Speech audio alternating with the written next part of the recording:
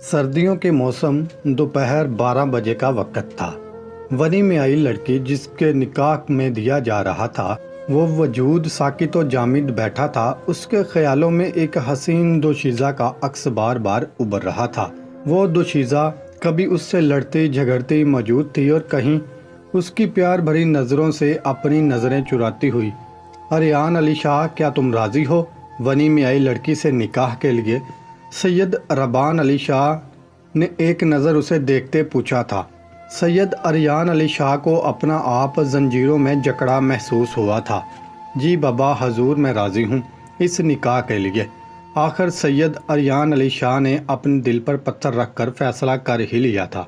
सैयद अरियान अली शाह जो आजकल के दौर का लड़का था, वो वनी जैसी फरसुदा रस्मों को न मानने वाला आज खुद इस रस्म का शिकार हो रहा था। वो कुछ इस तरह मजबूर हुआ था कि उसके अलावा उसके पास कोई चारा नहीं बचा था। एक माँ ने अपनी सर की चादर उसके कदमों में रख दी थी कि वो लाजमी वनी में आई लड़की से निकाह करेगा, ताकि कातिल के घर वाले पल पल मरें और वो भी वनी में आई लड़की से अपने मरहूम बेटे का बदला ले सके। हालांकि देखा जाए तो वनी में आने वाली लड़की तो खुद मजलूम होती है, उस पर जुल्म किया जाता है, उसकी मर्जी के खिलाफ कदम उठाया जाता है और उसकी तमाम ख्वाहिशात का गला घोंट दिया जाता है। जिस घर में वो लड़की वनी होकर जाती है, वो घर उस बेचारी लड़की से इस तरह बदले लेते हैं या फिर इतना बुरा रवैया इख्तियार करते हैं जैसे कत्ल इसी लड़की ने किया हो। यकीनन इस बार शायद तारीख कुछ और दोहराने वाली थी। तारीख का ये पलटा लोगों को काबिल कबूल भी होगा या नहीं। अलाया अपनी आदत के मुताबिक तेज़ रफ्तारी से चलती बैठक तक आई थी और फिर उसने अपने सर पर ओढ़ी चादर एक बार फिर दुरुस्त करते उसे अपने माथे तक खींच लिया था, जिससे उसका आधा चेहरा तकरीबन छुप गया था। अपनी पूरी हिम्मत जमा करते उसने दरवाजे पर हौले से दस्तक दी थी और उसके साथ ही एक बार पीछे मुड़कर भी देखा था कि कोई आ तो नहीं रहा। किसी की मौजूद ना पाकर उसने एक गहरी सांस भरी थी, मगर उसकी ये गहरी सांस सीने में ही अटकने लगी थी जब अंदर से ज़ोरदार आवाज़ में उसे अंदर आने को कहा गया था। अब की बार वो धीमे से अंदाज में ख़ुद को तसल्ली देती और मुख्तलिफ सूरतों का ज़ेरे लब विर्द करती अंदर दाखिल हो गई थी। अस्सलाम वालेकुम बाबा, क्या हाल है आपका? अलाया ने सेठ इबाद साहब को देखते ही सलाम झाड़ा और हाल पूछा, जैसे उसने उनको आज के दिन पहली बार देखा हो। वालेकुम अस्सलाम बेटा जी, खैरियत? मेरे ख्याल में आप सुबह मुझसे मिल चुकी हैं और मेरी खैरियत भी मालूम कर चुकी हैं। सेठ इबाद ने उसकी बौखलाहट पर तंज किया था। फिर क्या हो गया बाबा जान? सलाम करने से और एक दूसरे का हाल अहवाल पूछने से तो मोहब्बत बढ़ती है ना। तो मैंने दूसरी बार भी पूछ लिया तो क्या हुआ? एलाया ने आराम से अपनी लॉजिक बयान की थी, जिस पर सेठ इबाद सर ही हिला सकते थे। मेरे पास किसी मकसद के तहत आना हुआ, यकीनन सिर्फ मेरी खैरियत दरियाफ्त करके मोहब्बत बढ़ाने तो नहीं आई होंगी आप? सेठ इबाद साहब ने ज़मीनों और फसलों की हिसाब किताब करने वाली मोटी सी कापी बंद करते हुए उससे पूछा, जिस पर वो अलाया के आने से पहले काम कर रहे थे।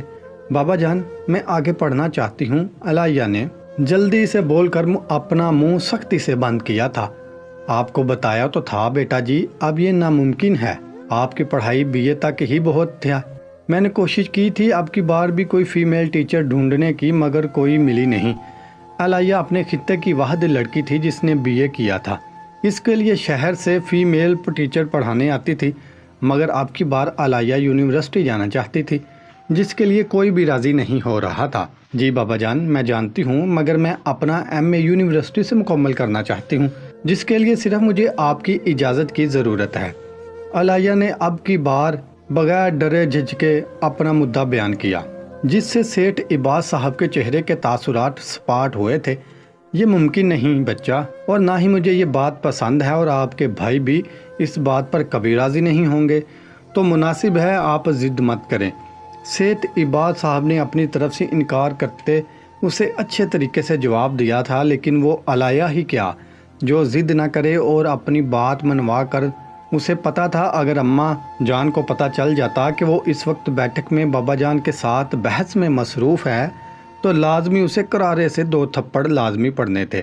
ایسا کیوں؟ مجھے یقین ہے جعفر لالا میرا ساتھ دیں گے، سوائے مراد لالا کے۔ تو پلیز آپ بھی مان جائیں نا، میری یہ ایک چھوٹی سی خواہش پوری کر دیں۔ علایا یہ سب سوچ کر آئی تھی کہ اسے اتنی آسانی سے اجازت نہیں ملے گی، منتیں ترلے کرنے سے ہی بات بنے گی۔ تبھی وہ ڈھیٹ بند سے اپنے موقف پر قائم تھی۔ ہم ایک بار انکار کر چکے ہیں تو اس کا مطلب ہے کہ آگے بھی انکار ہی ہوگا۔ آپ کی بے وجہ کی ضد سے کوئی فائدہ نہیں ہوگا۔ ویسے بھی آپ کی پپو کو یہ سب پتہ چلا تو وہ بہت ناراض ہوں گی، وہ تو پہلے ہی آپ کی پڑھائی کے خلاف تھی۔ ہم اب آپ کی شادی کا سوچ رہے ہیں، آپا 1-2 بار آپ کے لیے ظفر کے لیے کہہ چکی ہیں، تو ہم اب اس پر جلد عمل کرنے والے ہیں۔ تو اچھا ہے، آپ بھی خود کو اس کے لیے تیار کر لیں۔ جاتے ہوئے دروازہ اچھے سے بند کرتی جانا اور ملازمہ کے ہاتھ ایک چائے کا کپ بھی بھجوا دینا۔ یہ سب کہتے ہی سیٹھ صاحب تو اپنی حساب کتاب والی کاپی پھر سے کھول چکے تھے، جبکہ علایا ان کی کہیں اس نئی رشتے والی بات پر اب تک گمسم کھڑی تھی۔ اس کا رشتہ، وہ بھی جاہل سے، ظفر کے ساتھ، اسے سوچ کر ہی گھن آئی تھی۔ ایک پریشانی یہاں لے کر آئی تھی جس کے ساتھ دوسری فری میں مل گئی تھی۔ اس نے ایک بار رحم کی اپیل کے لیے بابا جان کی طرف دیکھا، مگر وہ خود کو مصروف دکھانے کے لیے ہاتھ میں قلم پکڑ چکے تھے۔ ناچار علایا کو ناکام ہی واپس لوٹنا پڑا تھا۔ علایا اپنے کمرے میں لیفٹ سے رائٹ کرنے میں مصروف تھی۔ اسے اپنے مسئلے کا کوئی حل نکلتا نظر نہیں آ رہا تھا، جس کی وجہ سے وہ بہت زیادہ پریشان تھی۔ اب اس کے پاس ایک ہی آپشن بچا تھا کہ وہ جعفر لالا کو فون کرے اور اپنی مدد کے لیے بلائے۔ اب وہی مراد لالا اور بابا جان کو منا سکتے تھے۔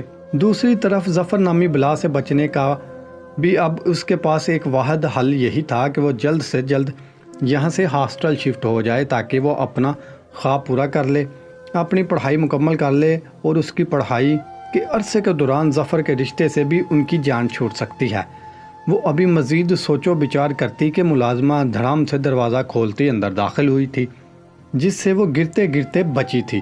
کیا ہو گیا ہے آسیہ؟ تمہارے پیچھے کتے لگے ہیں کیا، جو اس طرح آندھی طوفان کی طرح کمرے میں آ رہی ہو؟ علایا نے اپنا غصہ ملازمہ پر نکالا تھا۔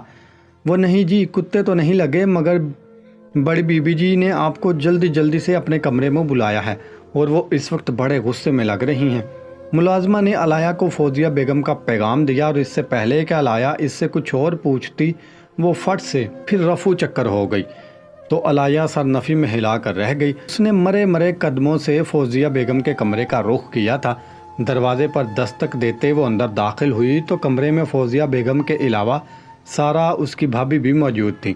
سارا اس کے چچا جان کی بیٹی تھی۔ دونوں نند بھاوج کا ایک دوسرے کے ساتھ بہت اچھا رشتہ تھا۔